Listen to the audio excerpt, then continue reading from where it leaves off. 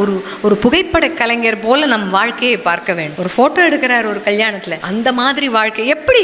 கல்யாண வீட்டுல எல்லாமே பரபரந்தா இருக்கும், சத்தம் எங்க கொஞ்சம் தள்ளிக்கங்க, நகர்ந்து நகர்ந்து நகர்ந்து போய் தான் போட்டோ எடுத்தாகணும். யாரையும் சத்தம் போட முடியாது. அடுத்த வாட்டி நம்மள கூப்பிட மாட்டாங்க, என்ன போட்டோகிராஃபர் இப்படி கத்துறாரு, சிரித்த முகத்தோடு. இது எல்லாம் அந்த குறுக்க வரதெல்லாம் தடை தான். கொஞ்சம் கொஞ்சம் கொஞ்சம் ஏன்னா மேடையில் இருக்கக்கூடிய ஒரு அந்த மாப்பிள்ளையும் பொண்ணையும் மறைச்சிக்கிட்டு எல்லாரும் நானும் ஸ்டேஜ் மேல நிற்பாங்க. ஆனா அந்த ஒரு கரெக்டான நேரத்தில் அந்த போட்டோகிராஃபர் நிறைய இம்பார்ட்டன்ட் கிளிக்ஸ் எடுத்தாங்க. தன்னுடைய கவனச்சிதறல் எதற்குமே செவி கொடுக்காமல் தன்னுடைய வேலை என்னவோ அதை மட்டுமே செய்வது. அப்படி எடுக்கலன்னு சொன்னா டெவலப் பண்ணும்போது ஒண்ணுமே வராது. எதுக்குமே வழி கொடுக்க மாட்டோம். ஆனா தாலி கட்டி முடிச்ச உடனே ஆல்பம் எப்போ கிடைக்கும் அப்படின்னு கேட்போம் இல்லையா? அந்த மாதிரி தான் நம் வாழ்க்கையை நாம் ஒரு நாள் ஒரு நிமிடத்தையும் ஒரு புகைப்பட கலைஞனின் ஒரு கூர்ந்த கவனிப்ப மாதிரி பல தடைகள் வந்துட்டு தான் இருக்கும், எல்லாருக்கும் இருக்கு. இதுவும் பயாலஜிக்கல் ப்ராசஸ், இயற்கை அப்படின்னு நகர்ந்து போயிட்டா வாழ்க்கையில் முன்னேற முடியும்.